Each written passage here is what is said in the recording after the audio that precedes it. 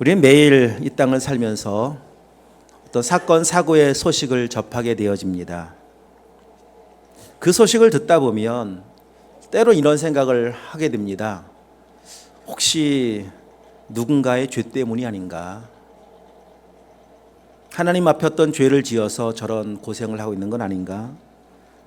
마치 욥기에 나오는 욥의 친구들의 마음, 생각들을 종종 갖게 됩니다. 오늘 본문에 보면 예수님 시대에도 사건, 사고가 있었습니다. 그 내용이 1절부터 5절에 보면 두 가지 사건, 사고의 소식을 접하게 되어지는데, 첫 번째는 무엇인가 하면 빌라도가 갈릴리 사람들을 잔인하게 죽여서 그 죽인 피를 가지고 제물에 섞어 제사를 드린 일이었습니다.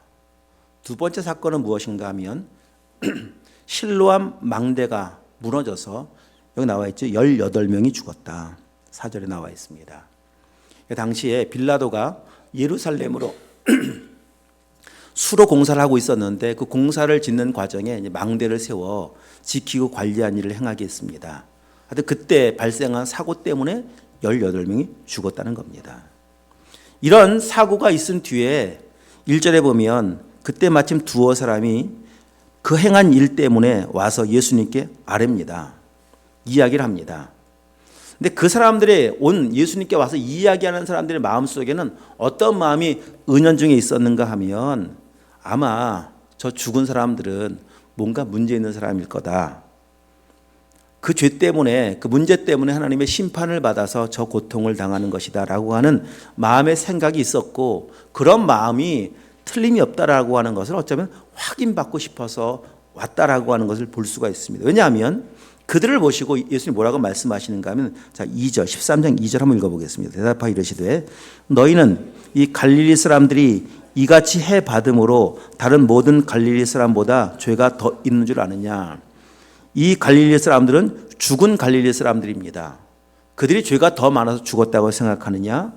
4절도 한번 읽어볼까요? 자, 실로암 망대 이야기 시작. 또 실로암에서 망대가 무너져 치어 죽은 18사람이 예루살렘에 거한 다른 모든 사람보다 죄가 더 있는 줄 아느냐? 그렇게 말씀하셨다라고 하는 것은 그 마음속에는 생각들 아니겠습니까? 죄가 있어서 죽은 거 아닐까? 이런 생각들. 예수님은 마음을 정확히 알고 계십니다. 그리고 그렇게 생각하고 있던 그 유대인들의 생각들은 어쩌면 오늘 우리들의 생각일 수도 있다라고 하는 것을 또 돌아보아야 합니다. 그래서 예수님의 말씀하신 의도는 무엇인가 하면, 이 사건 사고를 통해 너를 진단해 보는 기회로 삼아야 된다. 나와는 상관없는 일이 아니라 다 내 일인 것을, 나에게 말씀하시는 것임을 알아야 된다라고 하는 겁니다. 그래서 오늘 본문 말씀에 보면 그렇게 말씀하시고 나서 바로 6절에 보면 이 비유를 하나 말씀하시지 않습니까? 비유. 나와 상관없는 이 비유의 얘기는 잠시 뒤에 더 드리겠고요. 만약에 우리가 똑같습니다. 어떤 사건 사고의 소식을 들으면서 우리 가까이 우리 나라에서든 국내 문제든 아니면 저 해외 저 물 건너에 지구촌 반대편에 일어나는 소식들이든 어떤 소식들이든 그 소식이 나와 아무 상관없는 이야기가 아니라 그 사건 사고를 만나고 접하며 들을 때 나를 돌아보라는 겁니다. 그래서 예수님은 두 번 반복해서 말씀하시는 것이 무엇인가 하면, 자, 우리 3절 한번 먼저 또 읽습니다. 3절. 너에게 이르노니 아니라 너희도 만일 회개하지 아니하면 다 이와 같이 망하리라. 5절도 너에게 이르노니 아니라 너희도 만일 회개하지 아니하면 다 이와 같이 망하리라. 이 말씀을 통해 이 내용을 들으면서 예수님 말씀하시는 것은 너희가 회개하라는 겁니다.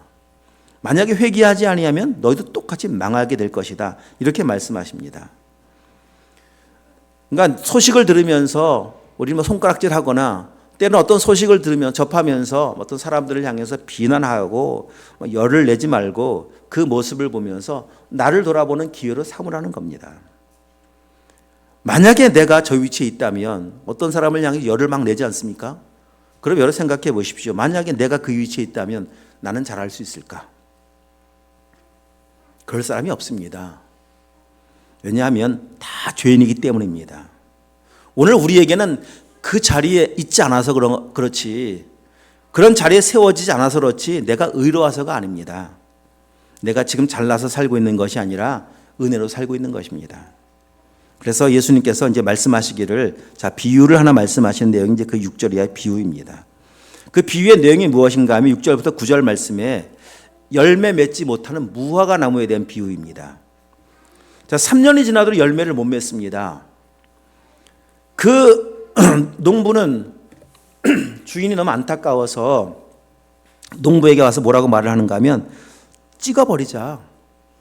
더 이상 열매를 맺지 못하는 나무를 심어두면 이 나무 주변 땅만 다 상하게 만들 뿐이다. 찍어버리자. 나무를 심는 이유는 열매를 위한 겁니다. 물론 나무에는 여러 종류의 나무가 있지만 여기 나와 있는 포도나무도 마찬가지고 무화과 나무도 마찬가지고, 이건 뭐 관상수가 아니거든요. 정원수가 아닙니다. 조경용이 아닙니다. 열매를 맺게 하기 위해서 나무를 심어 놓은 건데 열매가 안 맺힙니다. 그러니 농부가 볼 때 얼마나 안타깝겠습니까? 지금 그 농부가 주인이 와서 찍어버리자 하니까 한번 거기를 다시 볼까요? 자, 8절 9절 시작. 대답하여 이르되 주인이여 금년에도 그대로 두소서. 내가 두루 파고 거름을 주리니 이후에 만 열매가 열면 좋거니와 그렇지 않으면 찍어버리소서 하였다 하시니라. 이 농부의 마음, 이 마음이 누구의 마음이냐? 하나님의 마음이라는 겁니다. 다 열매가 맺혀지면 좋겠지만 그렇지 않은 나무가 있는 것 같이 이 신앙으로 적용해보고 접목해 본다면은 우리 그리스도인으로 살아가면서 다 우리 모두를 향하신 하나님의 마음이 뭡니까? 열매를 맺는 거 아니겠습니까? 열매를 맺어야 하는데 다 열매를 맺으면 좋겠지만 그렇지 못한 우리 성도가 있다는 겁니다. 어떤 사람은 시간이 지나면서 시간이 지남과 비례함으로 신앙이 참 잘 자랍니다. 축축축 자라서 꽃이 피고 열매가 맺는 그런 사람이 있는가 하면, 어떤 사람은 시간이 참 오래 지났는데 열매가 안 맺히는 그런 성도가 왜 없겠습니까?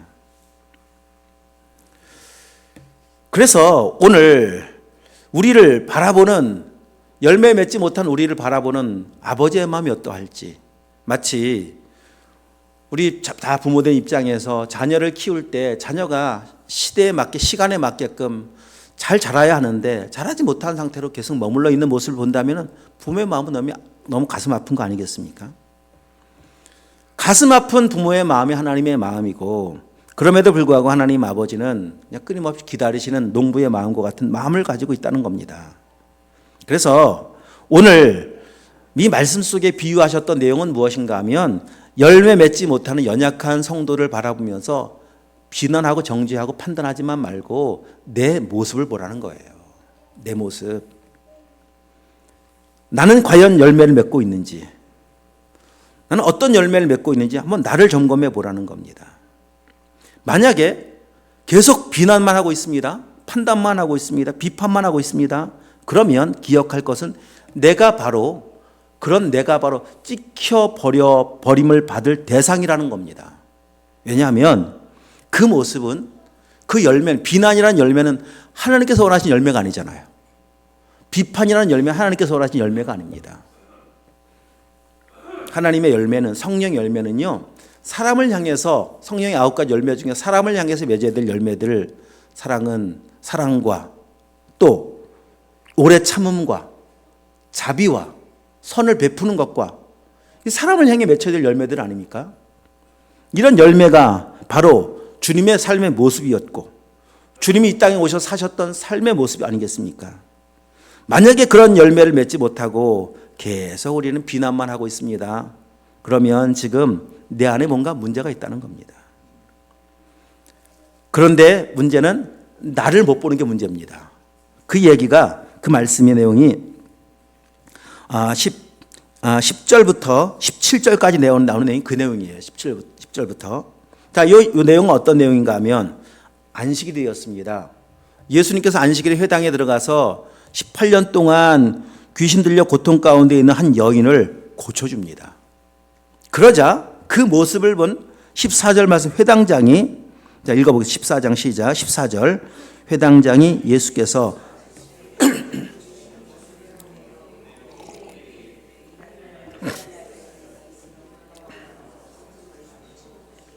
안식일에는 하지 말 것이니라 하거늘. 회당장의 태도를 보십시오. 막 분내었다 나와 있죠. 분내었다. 분노를 하고 있습니다. 왜 많고 많은 날 중에 하필이면 이날 다른 날짜에 뭐하고 이때 와서 이 거룩한 안식일에 와서 이런 일을 하느냐라고 하면서 예수님을 향해서 막 분노의 목소리를 막 키우고 있습니다. 자, 그런데 그렇게 말하는 모습을 보고 예수님이 뭐라고 말씀하시냐? 외식하는 자들아. 자, 15절도 있습니다. 시작. 주께서 대답하여 이르시되 외식하는 자들아, 너희가 각각 안식일에 자기의 소나 나귀를 외양간에서 풀어내고 이끌고 가서 물을 먹이지 아니하느냐? 너희는 그렇게 하면서, 너희는 안식일에 나가서 자기 소, 양, 나귀 다 끌고 나가서 물 먹이고 할 것 다 하면서, 너희는 할 것 다 하면서, 자신은 안식일에 할 일 다 하면서 다른 사람이 하는 것은 비난하고 있는 이 모습, 전형적인 내로남불형, 이런 모습을 좀 지적하는 거예요. 나를 못 보는 겁니다. 내 눈에 들보는 못 보는 겁니다. 다른 사람들 티만 계속 지적을 합니다. 근데 가만히 보면 이런 사람 당시 이 회당장만의 문제가 아니라는 겁니다. 우리가 그렇게 살아가는 거예요. 우리 이야기야, 우리 이야기. 이게 죄인의 특징입니다.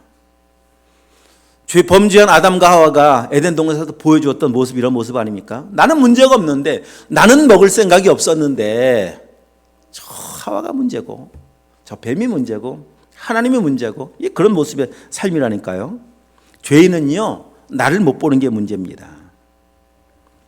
그래서 여러분 잘 기억할 것은, 지금 어떤 일로 인해서든지 누군가를 향해서 비난하고 분노하고 있다면 내가 바로 하나님의 은혜가 필요한 사람이구나, 이거 알면 된다는 겁니다. 근데 예수님은 그 누구도 비난하지 않더라, 그 누구도 정죄하지 않더라. 그 이야기가 요한복음 8장에 나옵니다. 가늠하다 현장에서 잡혔습니다. 사람들이 끌고 와서 돌을 들고 있어요. 저 여인은, 저런 사람은 율법에 의하면 돌로 쳐 죽이라고 말했는데, 그냥 그렇게 말하는 사람들의 입에는요, 거침없는 언어가, 여과 없는 언어가 그냥 막 튀어나옵니다. 눈에는 분노와 저주의 눈빛이 레이저 광선처럼 막 비추고 있습니다. 여인을 향해서만이 아니에요. 예수님을 향해서도 그랬을 겁니다. 한번 보자. 시험하기 위함이니까 그들을 향해서.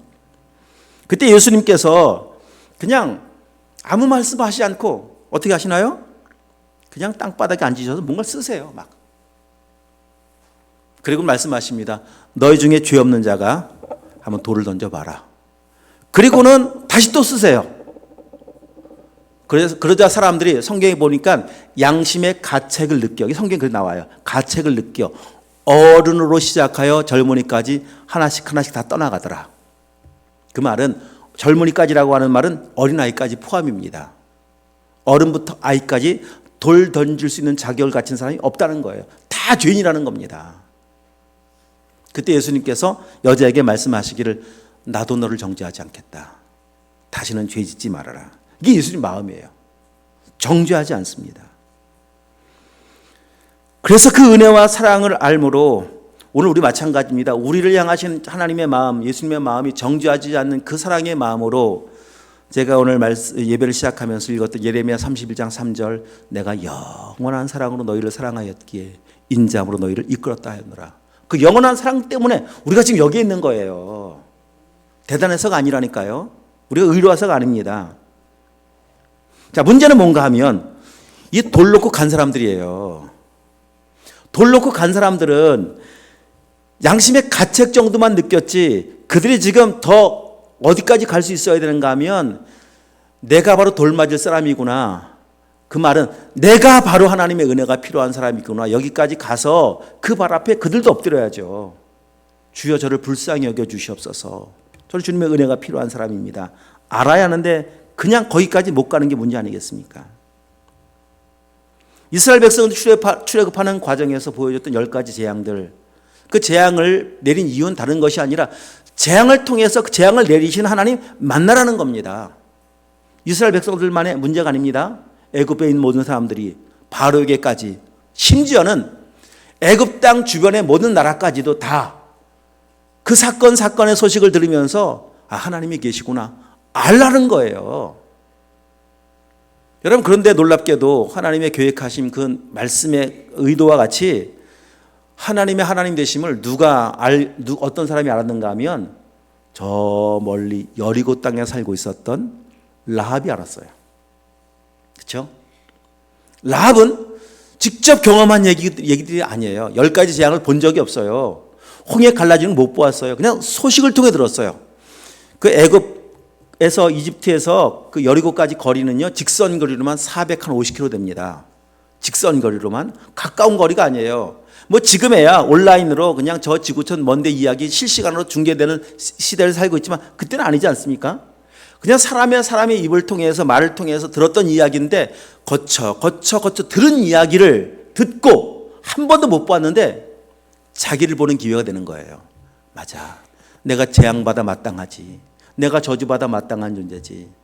이런 나에게는 어린 양 예수가 필요하지. 6월절 어린 양의 보혈로 살았던 그 은혜의 이야기를 들으면서 장차 오실 그리스도를 만난 겁니다. 그래서 여리고성이 무너질 때 라합과 그의 가정이 구원받지 않습니까? 그 하나님의 계획이라니까요. 그런 은혜가 임하기 원하는 거예요. 근데 문제는 뭐냐 하면은 그런 사람이 많지 않은 거예요. 현장에서 생생하게 두 눈으로 보아도요, 안 믿습니다. 오히려 거부합니다. 바로는 10가지를 그냥 두 눈으로 다 보았는데 내보내면서 다시 군대를 또 보내잖아요. 잡아 죽이라고. 그래도 어떻게 됩니까? 군대가 또 죽잖아요. 믿음 없으면 결국은 멸망이고 죽는 겁니다. 자, 말씀을 정리합니다. 그런 구원받은 사람 많지 않다더라. 그 내용의 말씀을 말씀하시고자 23절 말씀해 보니까 구원받는 자가 많습니까? 적습니까? 23절 좁은 들어가라. 많지 않다. 이 말씀하시는데, 자, 근데 중요한 것은 무엇인가 하면 다시 정리하면서 사건이든 사람이든 환경이든 문제든 그 앞에 그 거울을 통해서 나를 보는 기회가 되어야 된다라고 하는 것이 오늘 교훈입니다. 내가 하나님 앞에 회개하는 시간이 되어야 합니다.